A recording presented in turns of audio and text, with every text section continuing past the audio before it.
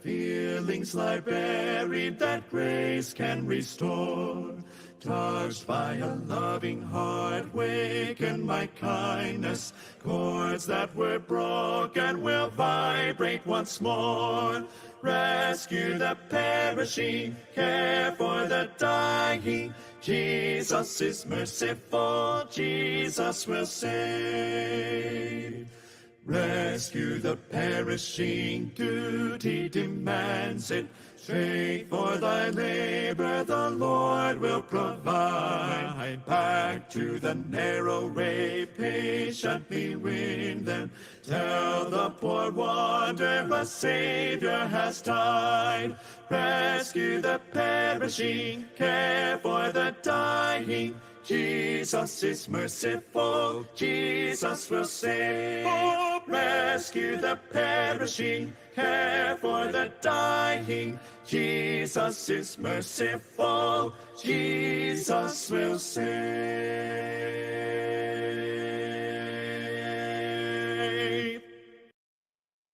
Jesus, keep me near the cross, there a precious fountain, free to all a healing stream, flows from Calvary's mountain. 7 o'clock na po, mapagpalang gabi po sa inyong lahat. Welcome po sa ating C4 Hope Meeting Virtual. Palagi pong kagalakan na kayo ay aming makasama. Ako po si Ate Sherry lang, inyong lingkod ngayong gabi. Halina't sabay-sabay po nating tunghayan isang oras na may awit, patotoo at mensahe ang hatid ng ating gawain. Purihin po ang Panginoon, palagi tayong may mga bisita. Salamat po sa inyo, aming mga kapatid na walang sawang nagpapasa ng link para ibahagi sa inyong mga mahal sa buhay, bagong nakikilala sa katrabaho, yan, at classmates. Hamon ko po kung kayo po ay bisita tonight, kung kayo po ay mapapagpala sa inyong mapapakinggan, makiisa na rin po kayo sa pag-send ng ating link upang mas marami pa ang makapakinig ng mabuting balita na hatid ng ating Hope Meeting. Maaari nyo rin po mabalikan at mapakinggan ang ating mga nagdaang gawain. Meron po tayong Facebook group. Ang pangalan po niya ay C4 Hope Meetings Group. Pwede po kayong mag-comment dyan, magtanong, yung inyong prayer request, pwede rin pong ilagay. Kagalakan po na mabasa namin at isama namin kayo sa pananalangin. Kung kayo po ay hindi nagmamadali mamaya, meron po tayong breakout sessions. Salamat po sa inyong pakikibahagi sa mga kapatid na nananatili at nakikipag-sharing time. Bilang pasimula, palagi po nating binibigkas ang sa aklat ng Hebreo, ang kabanatang 6, mga talatang 18 hanggang 19, familiar verse na po sa atin. Sabi po dyan, hindi nagbabago at hindi man lang nagsisinungaling ang Diyos. Kaya tayong nakatagpo ng kanyang kalinga ay panatag ang loob na umaasa sa mga pangako niya. Ang pag-asang ito ang siyang matibay at matatag na angkla ng ating buhay. Purihin ang Panginoon sa kanyang mga salita. At sa ngalan po ng ating Missions Department, palaging kagalakan na kayo ay makasama namin at kabahagi sa mga gawain na pangmisyon. Sa pagkakataong ito, nais ko pong ibahagi, ano nga po ba yung Hope Meeting? Bakit nga po ba tayo nagkakaroon ng ganitong gawain? Hope po stands for Household Opportunities, Presentation, and Experience. At ang C4 Hope Meeting po ay una, naglalayon na maibalita ang makapangyarihang pagkilos at mensahe ng Panginoon sa komunidad. Ikalawa, maibahagi po ang galak na nadarama dahil lamang sa biyaya ng ating Panginoon. At ikatlo, layunin po nito na mahamon ng bawat isa na tumugon sa Panginoon at makibahagi sa buhay na may pagpapahalaga sa Kanya at sa Kanyang kalooban. Kaya wala po kaming ibang nais, kundi ang bawat isa sa inyo ay mahamon. Tayo po ay magpapatuloy sa pag-awit. Kung nalalaman niyo po, umawit po tayo. Si Kristo ang saligan.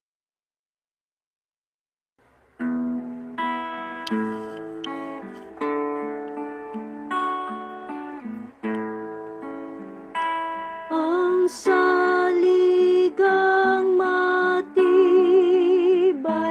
ng iglesyang hirang, tanging si Kristo lamang magpapalagay.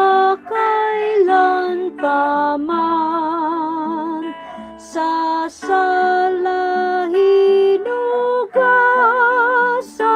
at kanyang binanal, kanyang dugo at buhay ang siyang kabayaran.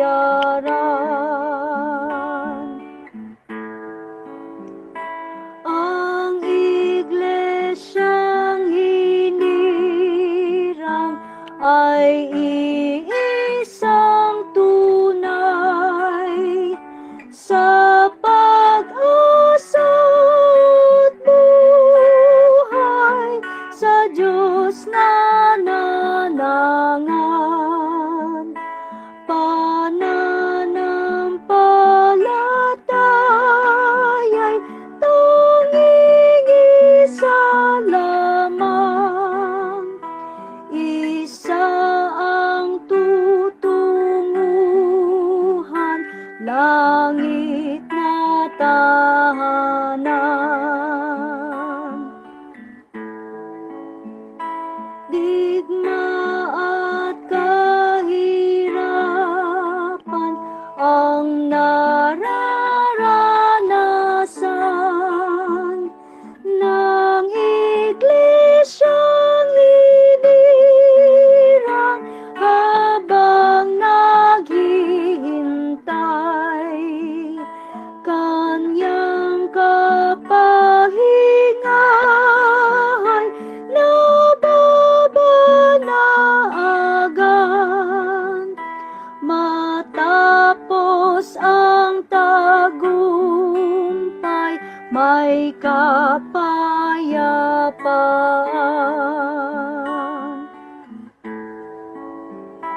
Ngayon pa man sa lupa'y atin ang nakamtan, pakikisamang tunay sa Diyos nating mahal, at sa kinabukasan sa langit na bayan, ating makakapisan lahat ng binanal. Amen.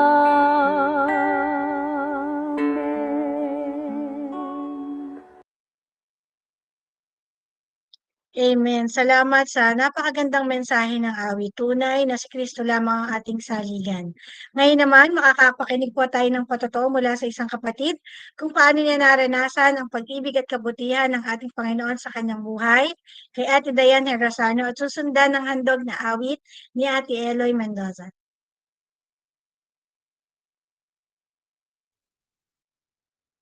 Magandang gabi po sa inyo. Ako po si Dayan Herrasano, kabilang sa Kristiyanong Komunidad ng C4. Kami po ay naniniwala at naninindigan sa katotohanang may Diyos na manlilikha at may karapatan sa ating buhay, na siya ay Diyos na nagsasalita at nagpapakilala sa mga tao, at ang kanyang salita ay makapangyarihan, ito ay katotohanan at nakapagliligtas. Nais ko pong ibahagi ang aking papuri at pasasalamat sa ating Panginoon sa kabutihan niya sa aking buhay maging sa aking pamilya. Ang Diyos ay tunay pong buhay at gumagabay sa kanyang mga anak, lalo't higit sa panahon na dumaranas ng mga pagsubok. Noon po, ang lagi ko lang ipinagpapasalamat sa Panginoon ay ang mga magaganda at pagpapalang natatanggap sa buhay. Ngunit kapag may matinding pagsubok, ay agad na nababalisa bagamat nananalangin sa Diyos. Subalit, sa aking panalangin ay matinding pagnanais na sagutin ng Panginoon ang aking kahilingan ayon sa aking kagustuhan. Noong nabubuhay pa po ang aking ama, laging bukang bibig namin ni Ate Doreen sa tuwing nagkakaroon kami ng pasasalamat sa SBC, ang pagpapasalamat sa Panginoon dahil kumpleto ang pamilya, walang nagkakasakit at naroon ang provision ng Diyos sa aming pangangailangan. Na sa tingin namin ay di ganoon kahirap na harapin ang anumang hamon sa buhay dahil masaya kaming magkakasama. Gayunpaman, nang mawala ang aming ama, naranasan kong matakot at mag-alala sa kinabukasan ng aming pamilya. Naging desperado po ako noon na maghanap na lamang ng trabaho sa ibang bansa dahil iniisip ko po na nakasalalay na sa amin ng ate ko ang responsibilidad para sa aming pamilya. Handaan na sana akong itigil na lang sana ang aking pag-aaral sa master's noon at maghanap buhay sa ibang bansa. Dahil sa pagpupumilit kong sundin ang gusto ko, bagamat ipinanalangin ko ito sa Panginoon, naranasan kong ma-scam dahil na rin sa di pagpapahalaga sa mga pagkakataon na ipinaranas sa akin ng Lord na wag na sanang ituloy ang plano. Subalit, dahil sa katigasan at sa kaisipang ayaw kong mabuhay na may what ifs, itinuloy ko pa rin ito at iyon nga po ay nabigo. Malaking aral ang napulot ko sa karanasang iyon. Sa kabilisahan ay matinding pagod ang aking naramdaman. Masakit, pero ipinagpapasalamat ko ito sa Panginoon dahil natuto rin akong ipagkatiwala sa Kanya ang aking mga alalahanin. Hinayaan ko na lamang po ang Panginoon na siyang kumilos at manguna sa aking buhay. Nagpatuloy po ako sa mga karaniwang ginagawa ko kahit noon pa mang nabubuhay ang aking ama. Pinagbubuti ang trabahong ibinigay sa akin ng Panginoon. Nagpatuloy sa pag-aaral ng masters, nakikibahagi sa mga paglilingkod sa Panginoon sa komunidad ng C4, dumadalo sa anumang pag-aaral ng salita ng Diyos sa USBCCI, CE Virtual Class, Hope Meeting, Tayo Talk, Bible Class at marami pang iba. Sa mga pag-aaral na ito, lalo ko pong pinupuri at pinapasalamatan ang Panginoon dahil naunawaan ko kung bakit naranasan ko ang mga pagsubok na iyon. Lalo ko siyang nakilala at nakita ang kanyang kabutihan, pagmamahal at biyaya sa akin. Dahil kung nangyaring natuloy po ako noon sa ibang bansa kung saan wala po sana akong madadaluhan na anumang Kristiyanong komunidad, marahil ay magdudulot ito ng panghihinang espiritual at di rin po ako makakatapos ng pag-aaral. Tunay na dahil lamang sa biyaya ng Panginoon ang naging tagumpay ko. Siya ang nagsustain at nagkaloob ng pamilya at kapatiran sa C4 na kasamang nangungumusta at nananalangin para sa akin. Kaya purihin po ang Panginoon dahil nakita ko na mas mainam pala ang plano at nais niya sa aking buhay. Sa ngayon po ay nagpapatuloy pa rin ako at may kapayapaang nagtitiwala sa ating Diyos. Nakikibahagi at nananalangin patuloy na lumago sa pananampalataya kasama ng aking pamilya at ng komunidad sa C4. Patuloy rin na naglilingkod at sinisikap na luwalhatiin ng Diyos sa aking buhay. Dalangin ko po na gamitin ng Diyos ang aking patotoo na ito upang magbigay hamon at pagpapala sa inyo at sa lahat ng makakapakinig. Mamuhay po tayong nasa ilalim ng presensya ng Diyos, nagpapasakop sa otoridad ng Diyos at namumuhay tuwina para sa kapurihan lamang ng Diyos. Soli Deo Gloria.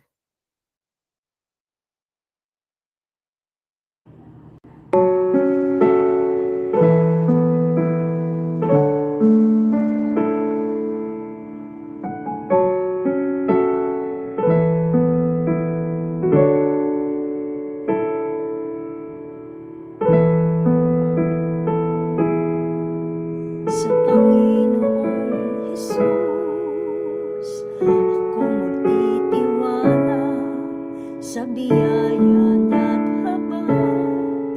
Buhay ko ay may kalinga sa pagsubok at lumbay. Naroon siya't dumaramay, ang Panginoo'y tapat kailan paman.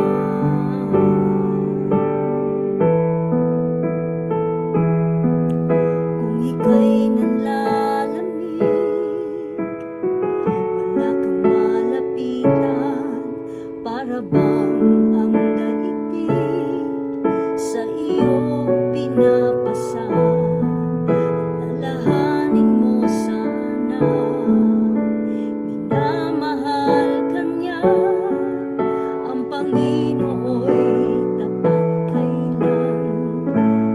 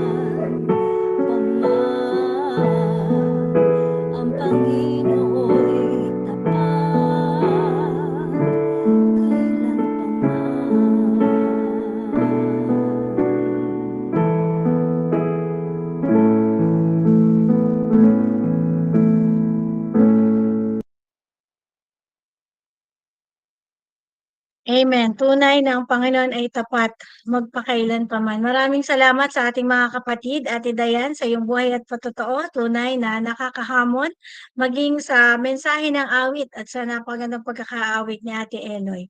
Purihin ng Panginoon sa inyong mga buhay. Ngayon po ay handa natin ang ating puso at isip sa pakikinig ng mensahe. Ihahatid ng kanyang lingkod, Brother Giancarlo Fernandez.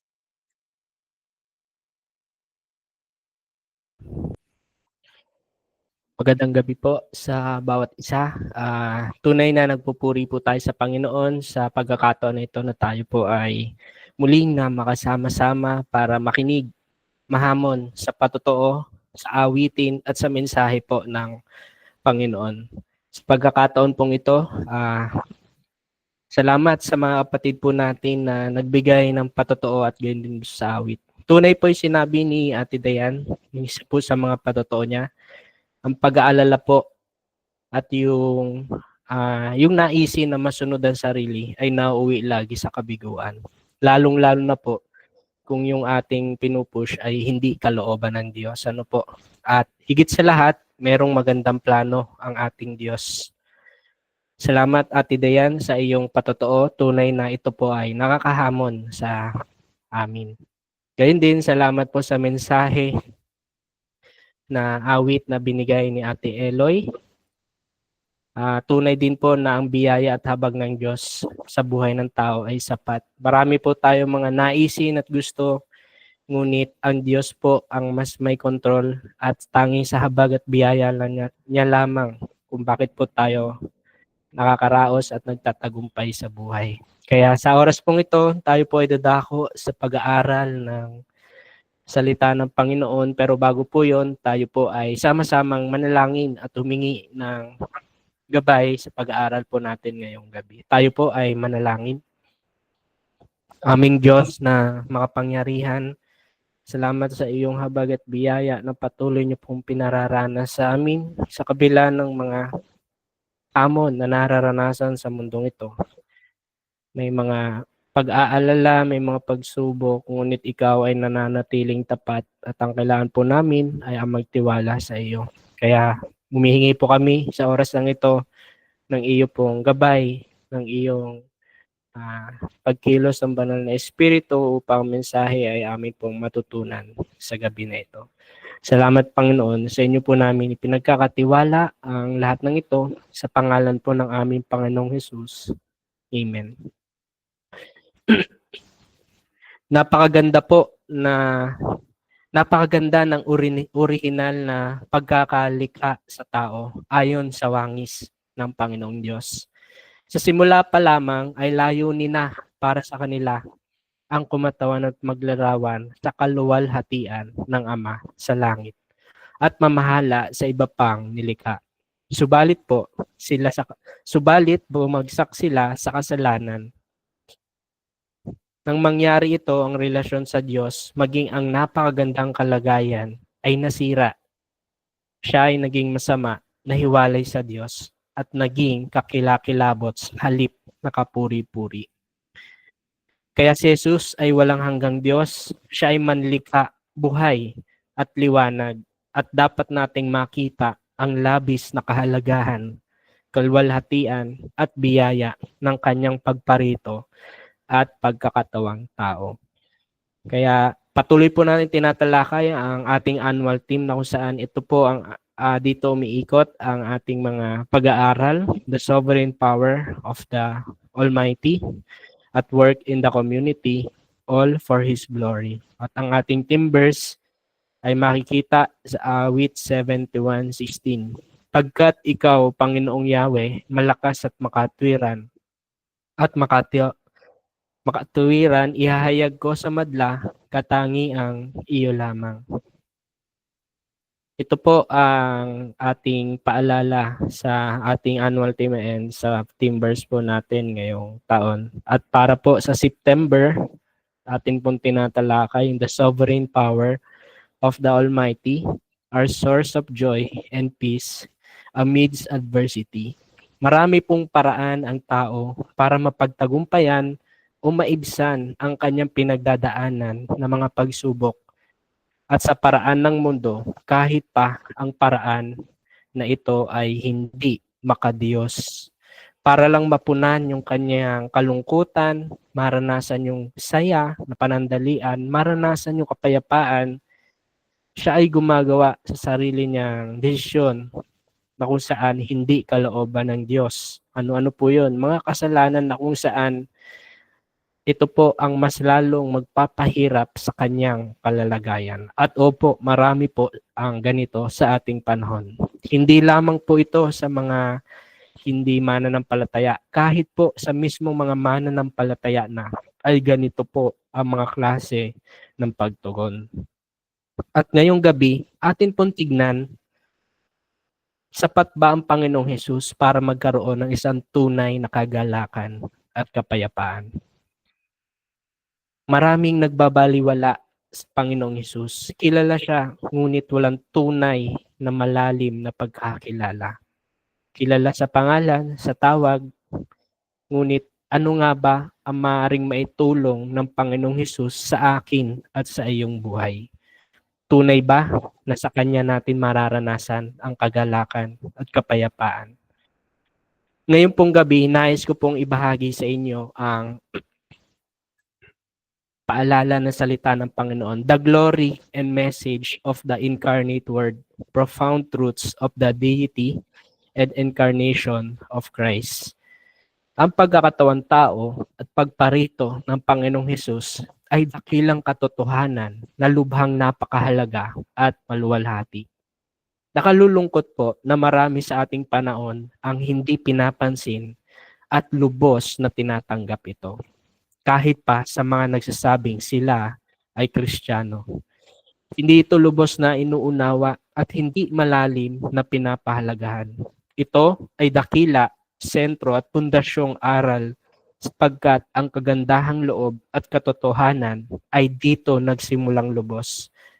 Kung saan naunawaan natin kung sino nga ba si Kristo. Dito natin namasdan ang kanyang kaluwalhatian. Ito ang magbubukas ng isipan, magpapalakas sa atin at magpapanatili ng ating pag-asa at kasigasigan sa pagpapatotoo para sa Kanya. Kaya habang tayo po ay mga nasa ating mga tahanan, buksan po at tignan natin ang teksto po na pag-aaralan po kung saan dito iikot yung ating pag-aaral. Ito po ay makikita sa John 1:14 to 18. Akin pong babasahin at subaybayan niyo po sa mga hawak na Biblia o kaya sa inyo pong mga screen. John 1:14 to 18. Naging tao ang salita at nanirahan sa piling namin. Nakita namin ang kaluwalhatiang tunay na kanya bilang kaisa-isang anak ng Ama. Siya ay puspos ng kagandahang loob at ng katotohanan. Nagpatotoo si Juan tungkol sa kanya na isinisigaw. Siya ang tinutukoy ko ng aking sabihin, ang dumarating na kasunod ko ay higit kaysa sa akin, sapagkat siya ay naroon na bago pa man ako ipanganak. Mula sa kapuspusan ng kanyang kagandahang loob, tumanggap tayong lahat ng abot-abot na kagandahang loob. Ibinigay ang kautusan sa pamamagitan ni Moises, ngunit dumating ang kagandahang loob at katotohanan sa pamamagitan ni Hesukristo. Kailanmay wala pang taong nakakita sa Diyos, ngunit ang natatanging Diyos na pinakamamahal ng Ama ang nagpakilala sa Ama. Ang buong aklat po ay naglalayon na ituro ng malalim na katotohanan tungkol sa Panginoong Hesus. Una, ito ay para sa kaunawaan at kaligtasan ng mga hindi nakakakilala at nananalig. Pangalawa, ito ay para sa paglago sa pananampalataya, maingat na pagsunod kay Kristo at matalinong pagtatanggol sa tunay na pagkakakilanlan ni Hesus. Ang unang 13 mga talata ay nagtuturo sa atin na si Jesus, ang salita, ay walang hanggan at parehong naiba at kapantay ng ating Diyos. Siya ay kasamang lumikha, hindi isang nilikha. Siya ang tunay na buhay at ilaw ng sanlibutan na mahalagang kilalanin at tanggapin. Naunawaan din po natin na ang patotoo ay maluwanag at ang pagtanggap ng sinuman ay ayon sa kagagawan ng biyaya lamang ng Diyos. Kaya ang bahagi pong ito, ang mga huling talata na paunang salita sa Ebanghelyo ni Juan.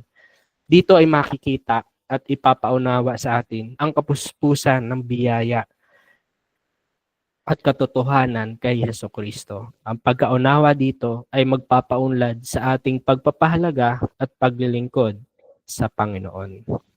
So atin pong pag-usapan, the glory of incarnation. At sa unang puntos, the nature of incarnation. Sabi po sa verse 14, ang salita ay naging tao at nanirahan sa piling namin. Nakita namin ang kalwalhatiang tunay na kanya bilang kaisa-isang anak ng Ama. Siya ay puspos ng kagandahang loob at ng katotohanan. Ang talata pong 14, ang pinakamaigsi na pahayag sa Biblia ng incarnation o pagkakatawang tao ng Panginoong Hesus. Sa makatuwid, ito ay isang napakahalagang talata na dapat malaman at panghawakan. Ang salita ay nagiging tao ay pagpapahayag ng katotohanan na ang Diyos ay nagkatawang tao o naging laman. Pangalawa, ang walang hanggan ay naging may hangganan. At pangatlo, ang kawalang hanggan ay pumasok sa panahon o eternity and third time. Ang hindi nakikita ay naging nakikita na paroon ng lumikha sa kanyang nilikha. Si Jesus po ay 100% na Diyos at gayon din 100% na tao. Ito po yung patuloy nating idinidiin. Idinidiin ito sa atin, ang kanyang kaibahan at maging ang kanyang kababaang loob. Ang malilikha ay dumating sa atin sa anyo na maaari nating makilala at matatanggap. Hindi sa maring baliwalain ang Diyos. Ang mismong liwanag ng mundo ay dumating sa mundo. Ang salita ay naging laman at nanahan sa gitna natin. Ang Diyos po ay nakipag-usap o nagtabernakulo sa mga tao sa lumang tipan. Wala nang mas malapit na pisikal na kalapitan. Kaya ang Diyos na mula sa pagiging kanyang banal, makapangyarihan, siya ay bumaba dito sa lupa, nakipisan sa mga makasalanan, nagkaroon ng hangganan. Grabing pag-ibig na pinaranas ng Diyos. Kung siya po ang Diyos na walang pakialam sa atin, bakit pa niya ibibigay ang Panginoong Hesus at makapiling natin dito sa lupa? Isa lang ang tiyak, dahil merong pag-asa sa pamamagitan ng Panginoong Hesus. Kaya may malalim na dahilan kung bakit ang Panginoong Hesus ang naging sentro ng ating pananampalataya. Pangalawa, the witness to the incarnation. Sa verse 15 and 16, nagpatotoo si Juan tungkol sa kanya. Sinisigaw niya, siya ang tinutukoy ko ng aking sabihin. Ang darating na kasunod ko'y higit kaysa sa akin, sapagkat siya ay naroon na bago pa man ako ipanganak. Dahil siya'y puspos ng pag-ibig, naranasan natin ang masaganang kagandahang loob ng Diyos. Habang si Juan Bautista ang pinakadakila sa lahat ng tao at hanggang sa kanyang panahon, mabilis po niyang ipinahayag na si Jesus ay mas dakila. Si Jesus ay mas dakila dahil siya ay Diyos. Si Jesus ay naroon na bago si Juan. Siya mismo ang manlilikha. Si Juan ay saksi lamang ni Kristo na siyang liwanag. Tignan at bigyan pansin po natin sa Mateo 11:11. Sabi po, tandaan ninyo, higit na dakila si Juan na taga-bautismo kaysa sa sino mang isinilang sa daigdig. Ngunit ang pinakahamak sa kaharian ng langit ay mas dakila sa kanya. Si Juan po ay dakila dahil sa kanyang pagkatawag na mauna at maghanda ng daraanan ng Panginoong Hesus. Maging ang mangaral na may kapangyarihan tulad ni Elias. Gayunpaman, ang mga saksi sa ating panahon ay mas dakila dahil sa katotohanang batid na natin ang kalubusan ng ginawa ni Jesucristo. Tayo po ngayon ay mas malinaw. Meron po tayong may malinaw na pananaw na tuloy-tuloy tayong nakakatanggap ng biyaya mula sa ating Panginoon.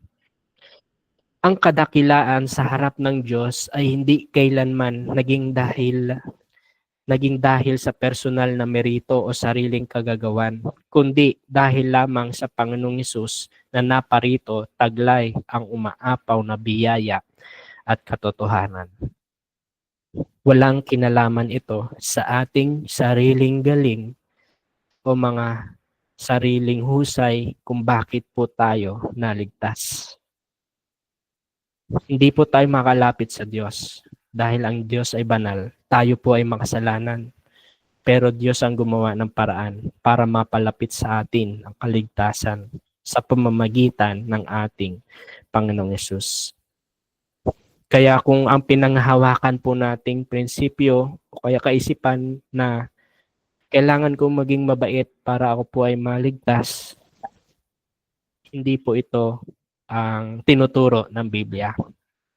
Bunga na lamang po ang paggawa ng mabuti. Pero higit sa lahat, ito po ay dahil sa habag at biyaya ng ating Diyos sa pamamagitan po ng ating Panginoong Hesus.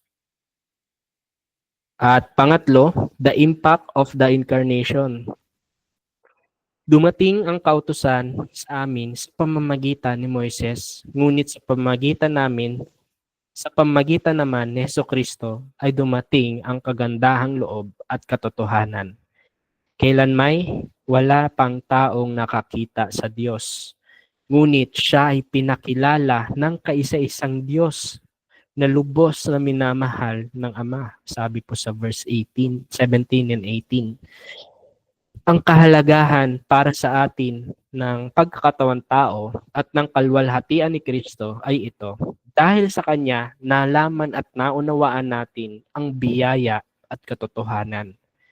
Ang biyaya at katotohanan ay dalawang bagay na malapit at konektado sa kaligtasan. Itinuturo po ng Biblia na ang kaligtasan ay dumarating sa pamamagitan ng paniniwala sa katotohanan ng Diyos sa Ebanghelyo at sa pamamagitan ng pananalig ay natatanggap ng isang tao ang biyaya na kaligtasan. Kay Jesucristo, ang katotohanan ng Ebanghelyo ay malinaw na ipinakilala. Ngayon ay mas alam na natin ang katotohanan, ang kaligtasan ay sa biyaya lamang. Kaya bilang mga mananampalataya o kahit dito sa mundo, habang tayo ay nabubuhay, alam natin na ang buhay ay napakahirap. Maraming mga pagsubok tayong pinagdadaanan. Hindi na natin ma-experience yung kapayapaan, yung kagalakan at kasiyahan dahilan sa mga nakapaligid na mga problema sa atin. Pero ito po yung hiwaga at mensahe. Sa pamamagitan ng Panginoong Hesus, maari pa rin nating makamtan ang kapayapaan at kagalakan. Kaya may malinaw po dito, matatanggap natin ang kapayapaan at kagalakan kung meron tayong Panginoong Hesus sa ating buhay. Kung siya ay tinanggap natin ng buong puso, kinikilala ang ating sarili na makasalanan at tinatanggap siya bilang Panginoon at sariling tagapagligtas. Ang mga katagapong ito ay may epekto sa isang tao na totoong kumikilala talaga sa Diyos. Pero para sa kanya, ang mensahe nito ay mababaw, paulit-ulit na lang. Hindi maganda o kaya walang kagana-ganang pakinggan. Opo, dahil ang mensahe na ito ay hindi para sa lahat, kundi para lamang sa mga pinili ng Diyos sa pamamagitan ng pagkilos ng banal na Espiritu. Kaya sa pangalawang bahagi ng ating pag-aaral, the message of His flesh. Una, we saw His glory.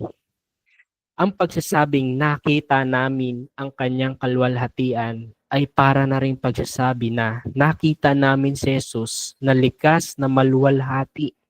Si Apostol Juan at ang mga alagad ay nakasama at nagpatunay tungkol kay Jesus. Ang kanyang kaluwalhatian ay dahil siya ay hindi nilikhang anak.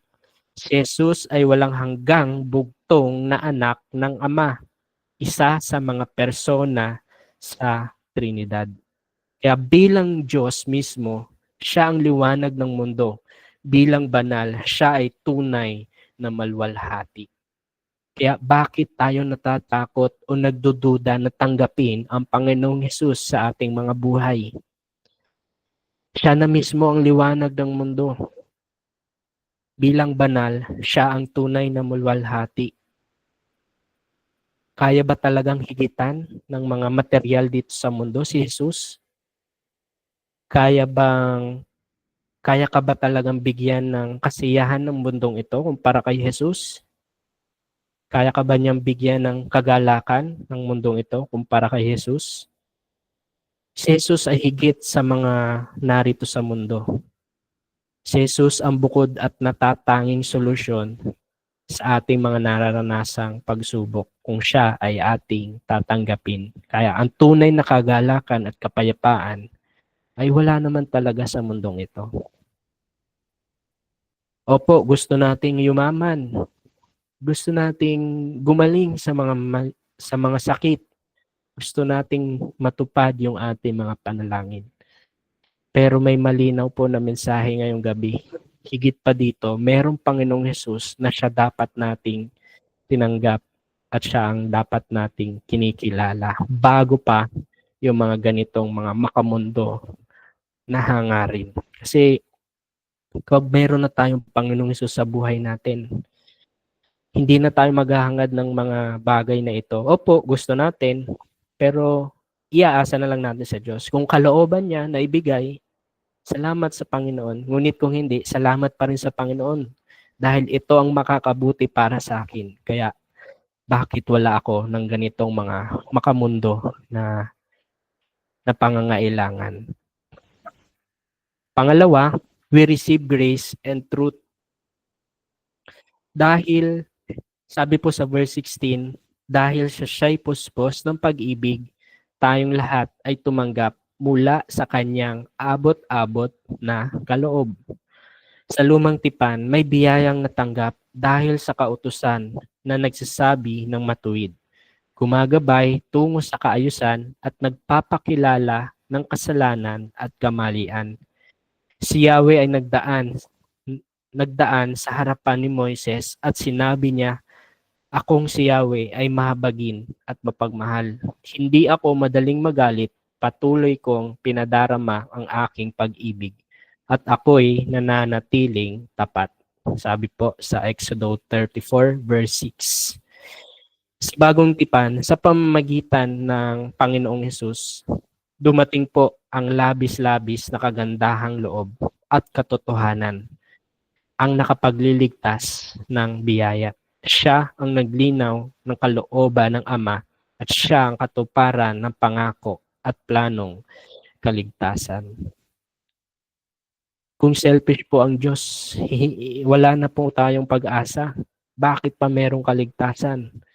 Pero dahil siya ay mahabagin, puno ng pag-ibig, binigay niya ang kanyang bugtong na anak. Sinolusyonan niya ang problema sa kasalanan. Sa pamamagitan ni Jesucristo, pinatawad ng Diyos kahit ang pinakamatigas na mga kriminal. Pinatawad niya ang mga umuulit na nagkakasala. Siya ay nagpapatawad maging sa atin. Tayong lahat na hamak na makasalanan. Kaya purihin at luwalhatiin siya. Kung ang tao, kung nagawan tayo ng hindi maganda, parang sa atin bilang tao, mahirap magpatawad. Mahirap tanggapin yung kanyang sorry. Pero sa Diyos, Siya ang nagbigay, nag-offer, lumapit sa atin para tayo po ay kausapin, para tayo ay patawarin. Sa totoo lang, wala na po tayong magagawa kung ang Diyos ay nagalit na sa atin. Pero dahil ang Diyos ay mahabagin, puno ng pag-ibig, siya ang lumapit sa atin, tayo po ay kanyang pinatawad. Kaya bilang mga tumanggap ng mensahe, ang maaari natin maging tugon ay isang buhay na Diyos ang nabibigyan ng luwalhati. Diyos ang napapapurihan at Diyos ang naitataas.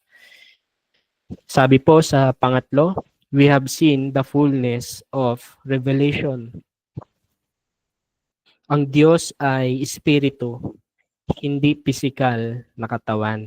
Sa gayon, siya ay hindi makikita. Ngunit ngayon, dahil kay Kristo, nakikita natin siya. Sabi po sa John 49, sumagot si Jesus, matagal na ninyo akong kasama, Felipe, diya't at hindi mo pa ako nakikilala.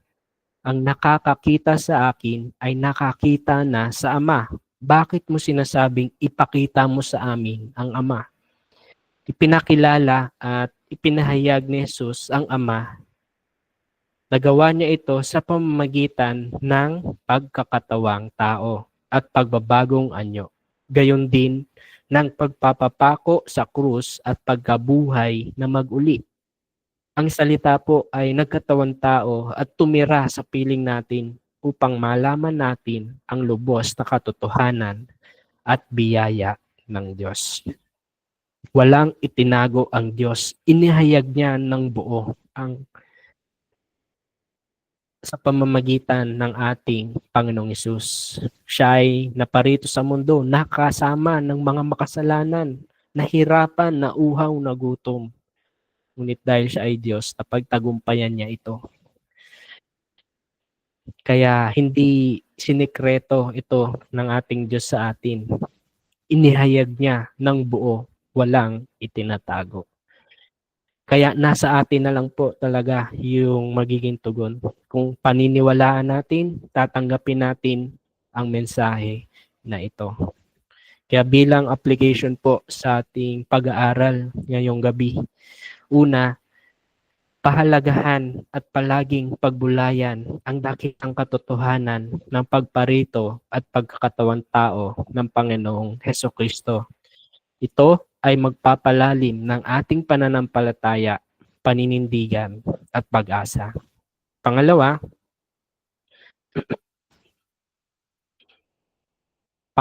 alalahanin palagi na ang kaligtasan at kahit pa ang pagiging dakila natin ay hindi dahilan o dahil sa personal na merito o sariling kagagawan. Ito ay dahil lamang sa biyaya ng ating Panginoong Hesus. Hiwalay sa Kanya, wala tayong kaligtasan at kabuluhan. Kaya kung tayo po ay malayo sa Kanya, itiyak na tayo po ay mapaparusahan. At pangatlo, ang ating buhay ay iayon sa halimbawa ng ating Panginoong Hesus. Mamuhay tayo sa liwanag at katotohanan upang epektibong makapagpatotoo sa Kanyang pangalan. Kaya purihin po ang Panginoon sa kapahayagan ng Kanyang mensahe ngayong gabi. Bilang tugon po sa mensahe, tayo po ay umawit ng ating response song.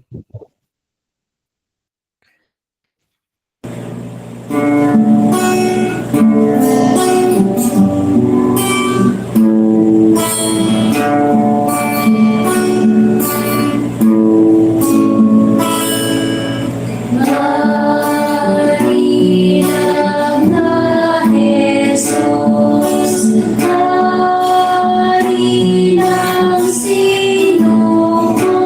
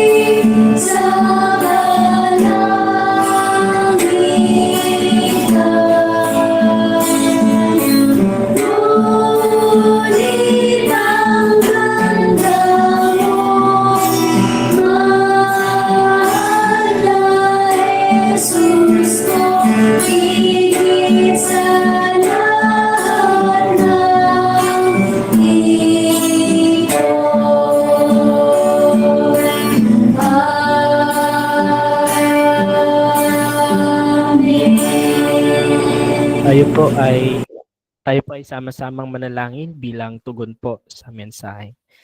Ama, salamat po sa mensahe na nahayag ngayong gabi sa paalala ng iyong mga salita. Ang kapayapaan at kagalakan ay kaya ring ibigay ng mundong ito. Pero higit pa man, ang Panginoong Hesus ay sapat sa amin. Kaya salamat dahil ang kayang magbigay ng kapayapaan at kagalakan ay hindi talaga ang mundo, kundi ang Panginoong Hesus lamang.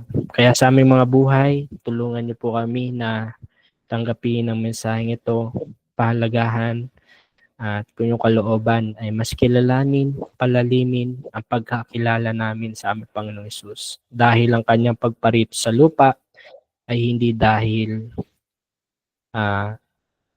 dahil sa wala lang, kundi merong malalim na dahilan. Yun ay ang pagkakaroon po namin ng pag-asa ng kaligtasan sa pamagitan ng aming Panginoong Hesus. Salamat po sa mensahe na amin pong narinig. Sa inyo po namin ibinabalik ang pinakamataas na papuri at pasalamat sa pangalan po ng aming Panginoong Hesus. Amen. Purihin po ang ating Panginoon. Maraming salamat, Brother Carlo. Purihin ang Panginoon sa kapahayagan ng kanyang mga salita. Wala po kaming ibang dalangin, kundi ang bawat isa na naririto ay tunay na hamon at masumpungan na may katapatang ipinapahayag din naman ang kanilang mga napakinggan at natutunan. Kung kayo po ay nagnanais na magpasalamat, mangyari po na mag-raise hand, mag-unmute sa ating Gmeet or mag-message sa ating chat box. Malaya po nating babasahin. Habang wala pa po, nagpapasalamat po tayo sa Panginoon, sa ating mga kapatid na nagpagal at nagkaroon ng bahagi sa gawain ito. Salamat po kay Brother Carlo, salamat po sa ating C4M3, sa ating Ate Eloy, Ate Dayan, at sa ating mga pastor. Kung wala na po, tayo po ay mag-open ng ating mga camera para po sa ating picture taking. Salamat po sa mga kapatid na patuloy na nakikibahagi sa ating Facebook Live. At sa ating mga kapatid na nasa Google Meet, nag-alisa na yung iba. Sige po, bibilang po ako ng 3 at meron po tayong breakout sessions. Ano po? 1, 2, 3. Isa pa po. 1, 2, 3. Salamat po sa bawat isa. See you po sa breakout session. Salamat din. Magandang gabi.